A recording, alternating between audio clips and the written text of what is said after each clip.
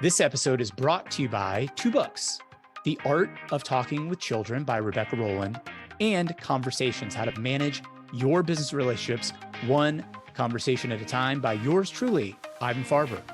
Both books are available on Amazon, Audible, and Kindle. Hello, everybody, and welcome to Conversations About Conversations. This is a show for people who want to become more effective in their conversations and their business relationships. Our goal is to make the business world a better place, one conversation at a time. I'm joined today by Rebecca Rolland. Rebecca is a returning guest. She's the author of The Art of Talking with Children, the simple keys to nurturing kindness, creativity, and confidence in kids. Rebecca is on the faculty of the Harvard Graduate School of Education and Harvard Medical School. She's a speech pathologist and consultant who's passionate about language and communication. She arms adults with practical tools to help them have productive and meaningful conversations with children of all ages. That includes me, and that includes you. I believe her work is truly important, and I envision her as one of the deans at Future Conversations University. You can find Rebecca at RebeccaRolland.com. With that, please help me welcome back to Conversations About Conversations, Rebecca Rolland. Rebecca, welcome. Thank you. Thanks for having me. You're welcome. Today's focus is on one of your core concepts, and that is the framework of the ABCs of rich talk. And I love the framework, and I love what it could be both as a parent, but also as a business person. Why don't we start by talking about what are the ABCs of rich talk? What is rich talk?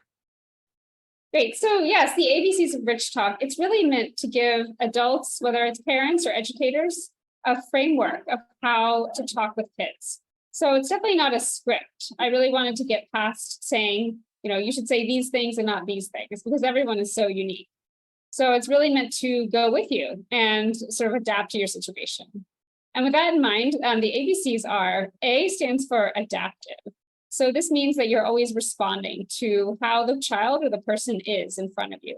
And that might mean their energy, that might mean their stress level, their tone, and even their body language. B stands for a back and forth, meaning that we're always asking the question, are you more of a listener or a talker? And whichever of those two it is, you want to balance yourself and your own talking with the talk of the person in front of you. And then C stands for, I have it as child-driven. You could also think of it as centric. So it's just centered around the other person in front of you. You're always thinking about starting with their interests, their worries, their needs, or their motivations. And all those three things together, I think, are a framework that can really make conversations much more effective. Well, I love it because when you're a business person, you often get these business books about how to do sales, and it's all about clients. And in reading your book, The Art of Talking with Children, I felt like I could put the word client or colleague pretty much everywhere there was the word child. And of course, we're all just big children, older children is us. You call it rich talk in particular. Why rich talk? Where did that term come from? Yes, well, it actually came from some research I did on language environments. And there's a lot of work done in what we call rich language environments, which means that the environment a child is in or a person is in is constantly infused with more interesting vocabulary, with longer sentences, with just ways of adapting language to the world and of expressing yourself, even of using more emotion words. And by having this kind of richer environment, we actually know that kids develop their vocabulary, but much more than that. So kids or even people develop in how they feel, how they understand each other, even become more creative through the language that they hear and the language that they use. So for me, it was really an inspiring term to think about how we can make our environments more interesting places. Because with the back and forth, one of your assertions is that really helps people both from a learning standpoint and an understanding standpoint. Exactly. Yeah. So if you think about even an adult being in that back and forth, if you're constantly being talked to, but you're never practicing what you learn, or you're never trying it out, you're never role playing, you're not necessarily learning as much. You're not necessarily actually processing it in a way that will integrate with your understanding later. So if you are doing a back and forth, you get the chance to say, well, I understood this part, but not that part. Or let me try this part out, or this part doesn't make sense to me with what I know before. So you have that chance to really engage with the material and respond to it much more than if it's sort of a unilateral delivery. Yes, there are a number of things that I look at when I'm thinking adaptive when I enter a business conversation. I want to know, is my client kind of mentally available or really not available? And kind of, I'll often call it the Heisman Trophy, because the Heisman Trophy has the ball held and the hand pushed out. Like, are they ready to talk? Or are they not ready to talk? And then I'll be monitoring the level of rapport at the beginning. Are they open? Are they closed? Are they resistant? And then I take it upon myself to adapt to where they're at. Yeah, I think that actually works in so many situations because it's almost a way of getting into the other person's head. You really start to empathize with that person and they actually understand you better as you do that. So I think it really does go both ways. So I love that. There are techniques not only to get into their head, but to match and mirror the body language, which then helps you empathize and kind of feel like what they're feeling if they're hunched over. Not that you want to really make fun of them and hunch over, but to really take on that. I'm also looking to adapt to their speed. I know that people who are visual people tend to talk faster. They look up to the left or the right when they're talking, whereas people have a more auditory style, look to their ears, look to the side. And for them, they're more measured. And then there's the kinesthetic modality where they're in their core. And those people tend to talk really slowly. And for others, that's very frustrating. But what I find, because I have a client that is clearly kinesthetic, if I interrupt him or if I try to go fast, it just is not effective communication. That's really interesting. And it's so funny because when you talk about that, and I think about interacting with kids, I've often seen myself and other people try to just keep going with the style that isn't working for a child and thinking that that's just going to improve things. Almost like if a child's not hearing you, you just keep repeating it. Or if a person's not hearing you, you just keep saying the same thing over and over. That often is our first instinct, but it can lead to a lot of frustration in the sense of, well, why are they not hearing me? When maybe it needs to be communicated differently. Now, what do you do for the child who just won't open up? Like you're on the car, the way home from school, and they won't open up. How do you handle that? Yeah, I mean, I think actually it starts with offering ourselves compassion, ironically, and saying, well, why do we feel like they need to open up at this particular moment? Maybe they don't need to, maybe we can save that conversation for a little bit later. I often find that kids may not want to talk when they just get home from school because they've been really overstimulated and they've had talk happening all day. And so actually giving them some time, even if it's say 10 minutes of TV or 10 minutes of downtime, just to really take a break from that constant dialogue can be really helpful in having the conversation feel more open afterwards. So that's a thing that if you're overstimulated, you need something to do to come down. Is that a scientific studied aspect? Yeah, definitely. I know a lot of research actually about the benefits of mind wandering, which actually does promote creativity. In the sense that kids often, and probably adults who are in a lot of meetings, don't get a lot of that chance to do mind wandering. It's not just sort of daydreaming, but really thinking through kind of creatively and quietly, how the day was or what problems you're facing. And this actually is really important, especially when we think about our society that's so structured and kind of so focused on productivity. We often don't think about, well, it's actually more quote unquote productive often to allow ourselves some time for our minds to wander. Yes, kids are overstructured, but we have to look in the mirror because our lives are tremendously overstructured and have tremendous stimuli coming into us, whether it's the texts or hundreds of emails that are coming into us on a daily basis. It is a tremendous amount of stimulation and overstimulation. Exactly. And it's funny because I do like audiobooks and I enjoy, walking around listening to audiobooks. But then I do also keep in mind, well, we don't always want to be having input all of the time. And the same goes for kids. We don't always want to be talking at them or having some sort of, device or something all the time, because then there's really no chance for that kind of productive quiet. Right. The fatigue gets in the way of people being available, and we have to adapt to that. So the A in ABCs of Rich Talk is adaptive. Now the B in the ABCs of Rich Talk is back and forth. Let's talk about back and forth. Where are you coming from with that as a very important part of the construct?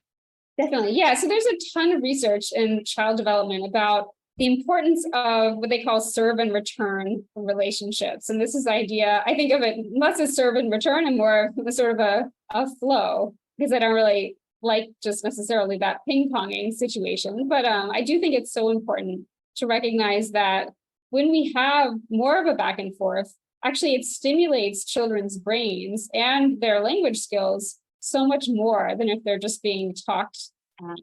And what I think is actually really funny is that we don't often think about this. For example, with reading, we often think of reading books to children and saying, the child should be quiet while they're being read to.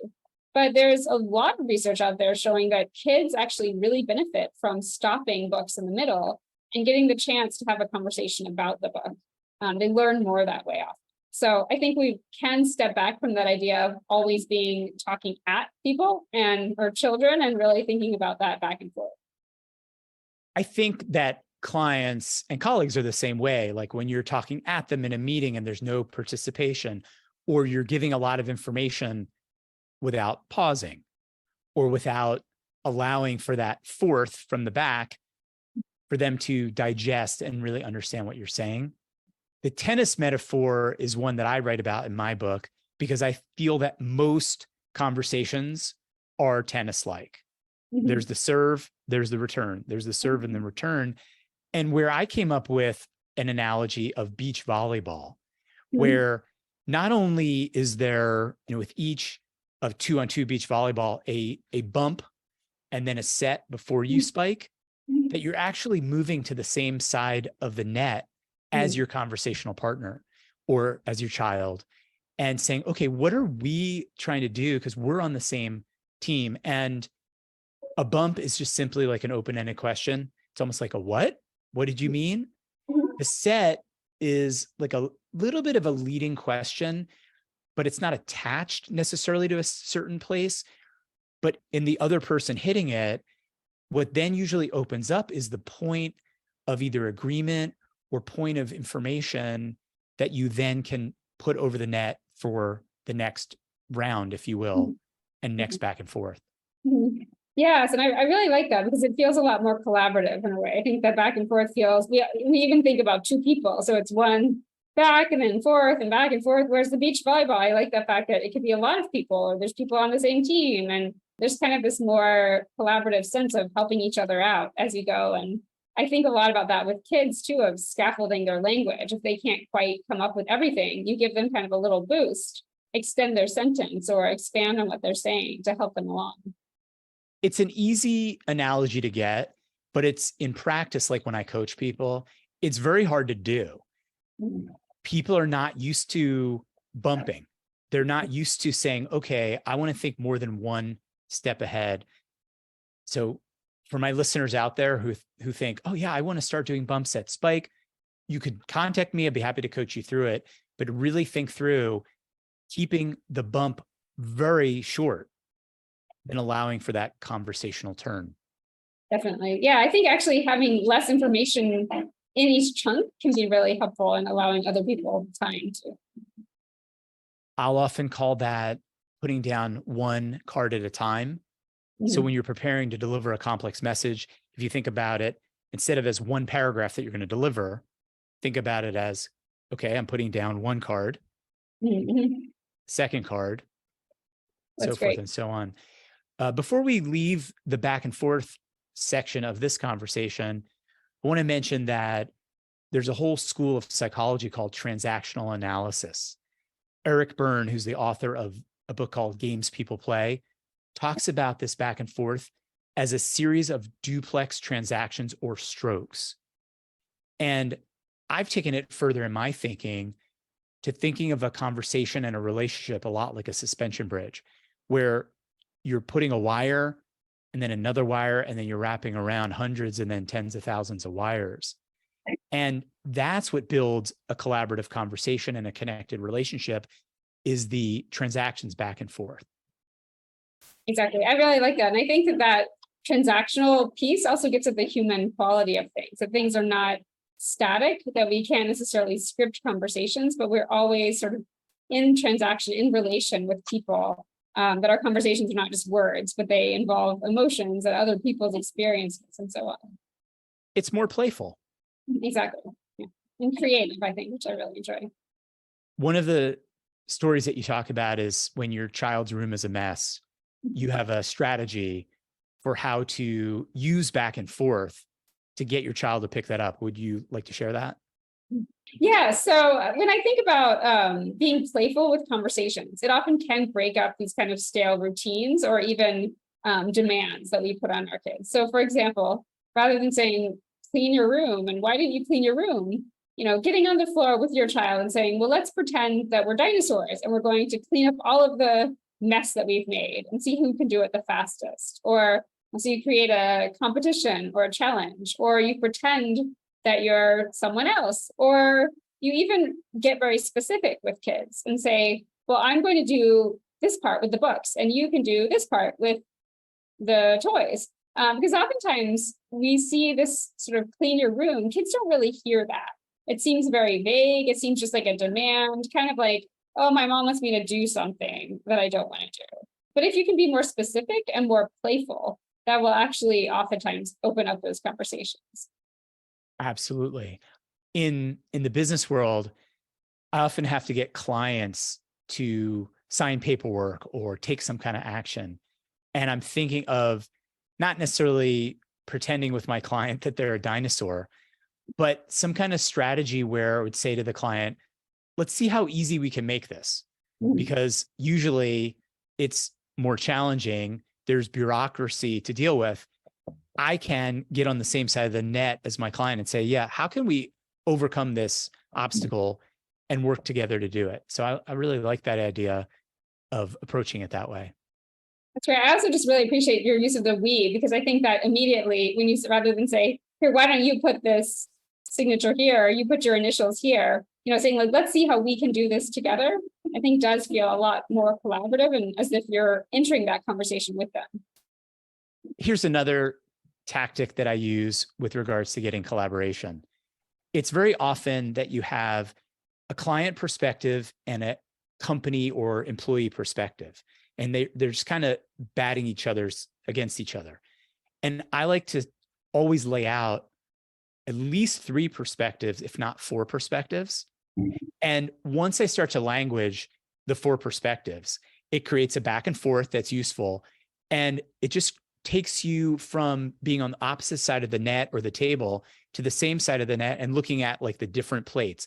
Like maybe if you're sitting with someone having tapas and you have all the different plates, you're like looking out at the plates and you're saying, okay, here's your perspective. Here's the company's perspective.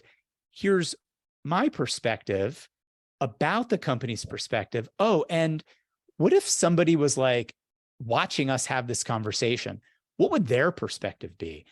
So I've just found consistently that anytime I'm in conflict or disagreement with somebody, I just have to pull out another perspective. And then all of a sudden it gets them into an adult state and they're thinking, oh yeah, there are multiple perspectives. That's great. And actually, it's funny that you mentioned that, because in my book, I talk about shifting perspectives as an exercise for kids to work on empathy. And it's exactly that. So it's actually thinking through, say you're at a baseball game, what is the pitcher thinking at this point? Or what do you think the third baseman is thinking at this point? And really trying to help shift in a playful way those kind of perspectives to help kids practice that. So Here's another one, Rebecca.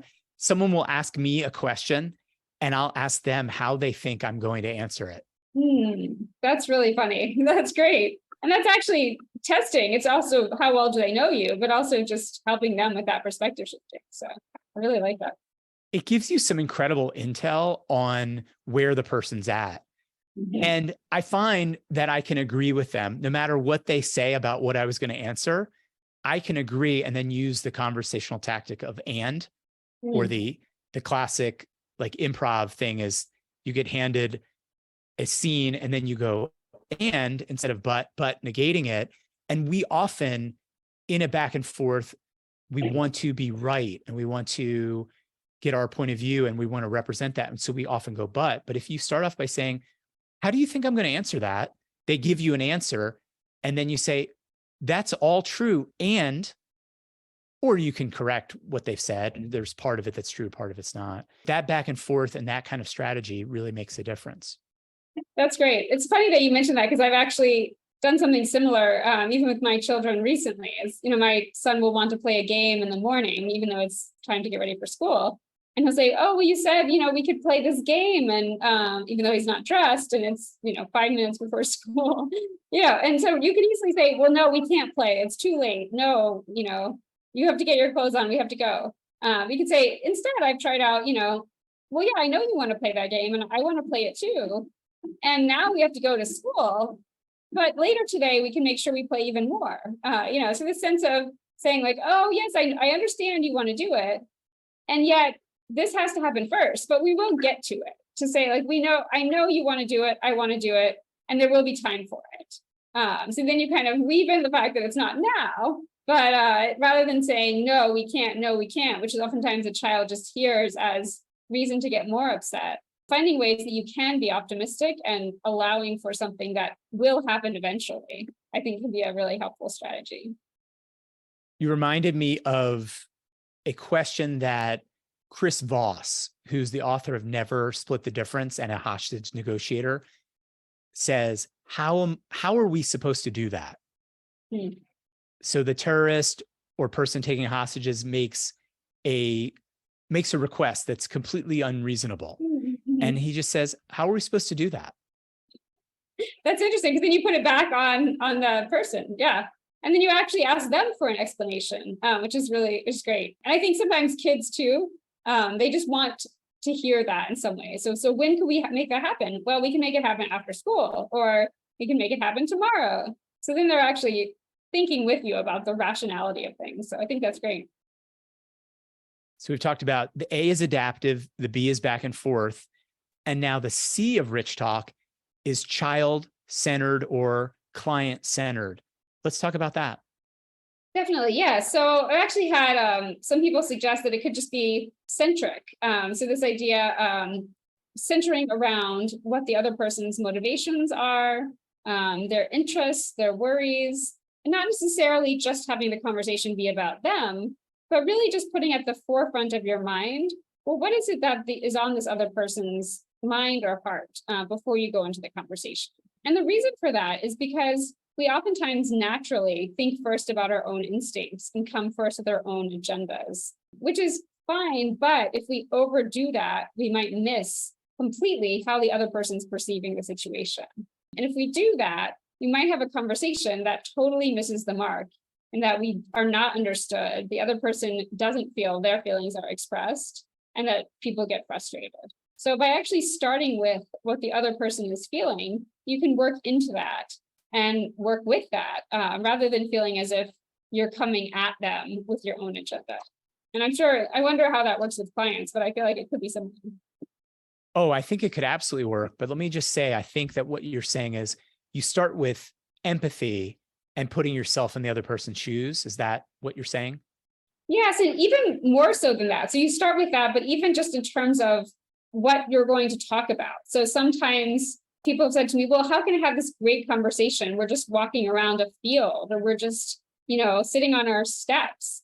And I said, well, look at what a child is looking at. Maybe you have a young child and they're looking at the rocks on the ground. You literally can have a great conversation about the rocks on the ground if you start just wondering what's interesting to the person about that. And so it really doesn't have to be a big topic you pick out of the air. A lot of times I think people get stressed by saying, well, what should I pick to talk about? What should I come to this conversation with?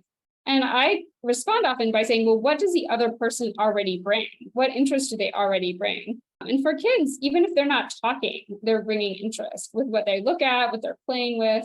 And so I think starting there can be a really great way to move forward. I agree.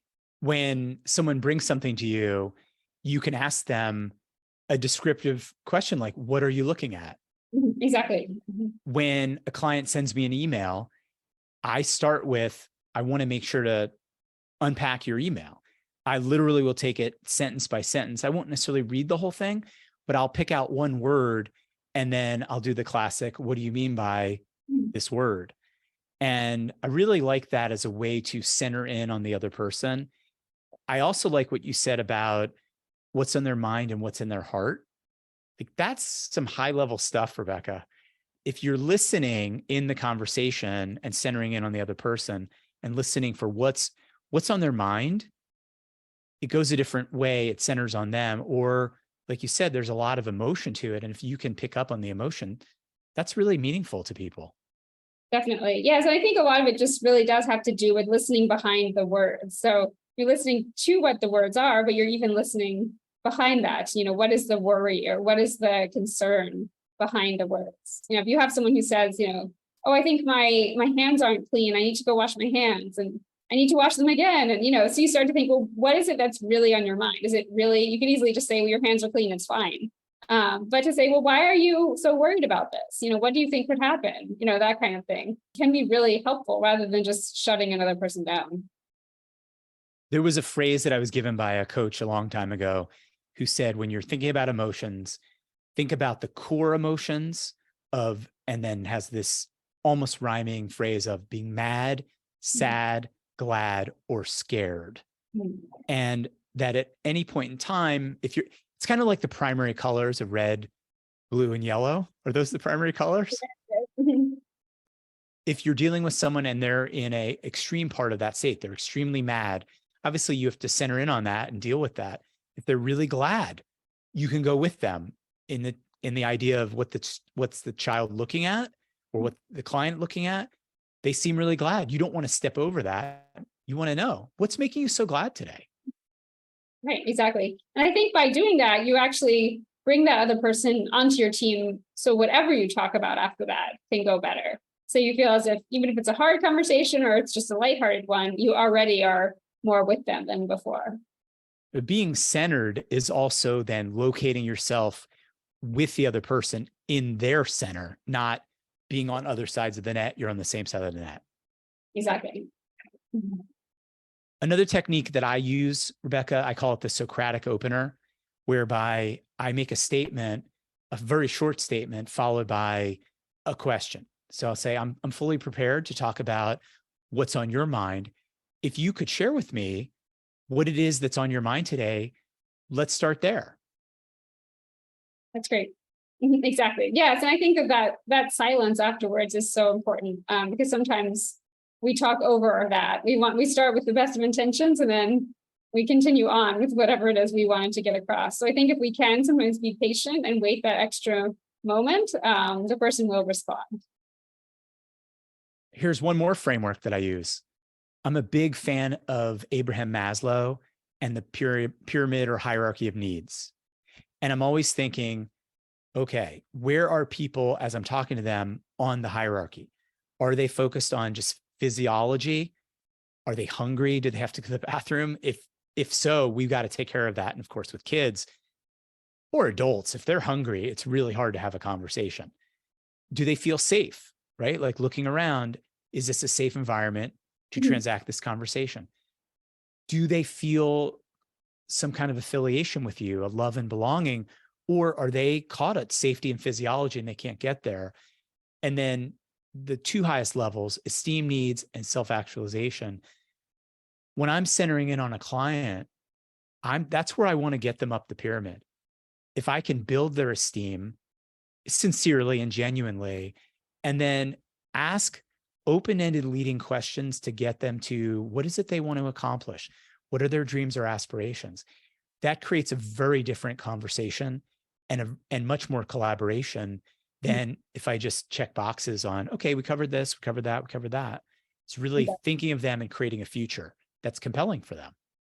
That's great. Yes. And I think I see that so often with kids, and maybe it's even more obvious with kids that, when they're hungry or angry or tired, sometimes we especially want to talk more then.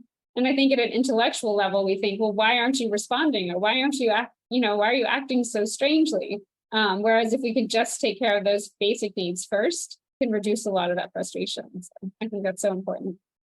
I've heard you talk about an idea of just simply when you want to create something, you share something first. You share something fun that happened during the day, and then you invite the other person to share. I like that a lot. I might call that a ledge. Say, here's a ledge to jump off of. Here's what happened to me that was funny. What's been happening to you, if anything, that's funny? Yes. And I think with kids, especially, to model that can be really helpful, especially at the end of the day, for example, when kids are tired, we often sort of pepper them with questions, how was this? How was that? How are you feeling? Without necessarily thinking about sharing anything about ourselves, possibly just because we don't think to do it. We think kids don't really notice or pay attention, but they actually are always watching and listening and actually do learn a lot from that. So I think taking that time and feeling as if we can share is really great. I think what's interesting is I'm always also monitoring the balance between listening and talking and thinking through, is this the right balance? And there isn't any one official balance, but I do err on the side as a relationship manager of getting the other person to talk. But there are many times where the only way to get the other person to talk is for me to talk. And I think it really does use transactional analysis and conversational terms and building a hierarchy where you keep it short, they might match you, you might elongate what you're saying, and then they can elongate it as well. Exactly. Yes. And I think to recognize that there isn't one that's better or the other. So it's not say better to talk or better to listen. What's really important is the balance. The back and forth and exactly. the collaboration and the being centered together and the adapting to each other. I will, though, say there is a spectrum where if one person's doing all the talking, then the other person either feels lectured to or just completely disengaged.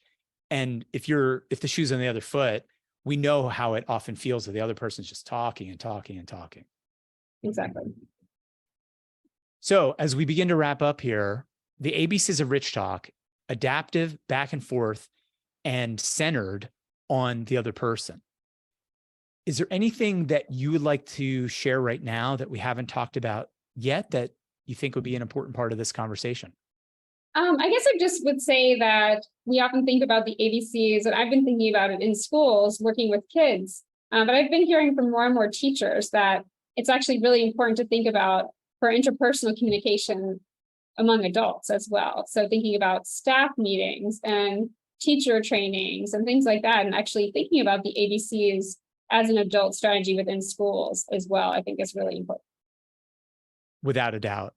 And as your closing statement, Rebecca, what would you like people to do as a result of listening to the conversation we just had? Well, I think if they can just notice one time or two times today or tomorrow, a conversation they're having with someone, just take a moment and be a little self-aware and reflect on those three aspects. How adaptive are you being? How much back and forth is there? And how centric are you to the other person? And then maybe make one or two changes or resolve to make one or two changes for the next time to improve in one of those areas. I think you'll be on your way toward much richer talk. Well, thank you, Rebecca. My closing statement is really twofold. One, I want to reiterate to you that I think your work is really important. And I'm just truly delighted that we are in conversation and in collaboration. And I'm really interested to see what we will create in the future. Great. Thank you so much. Thanks for having me. Yeah. And the second is just to let the audience know that my door is open. If people need coaching or they need a speaker for their organization, I'd love to be in conversation with you. My goal, quite simply, is to improve the business world one conversation at a time. And I'm certainly not going to do that alone. I want to build a community of people who also feel that way, care that way. And I don't have all the answers, but I do have a lot of questions. And with that, Rebecca Rolland, RebeccaRolland.com, and everybody out there, I really want to thank you for being a part of this conversation about conversations.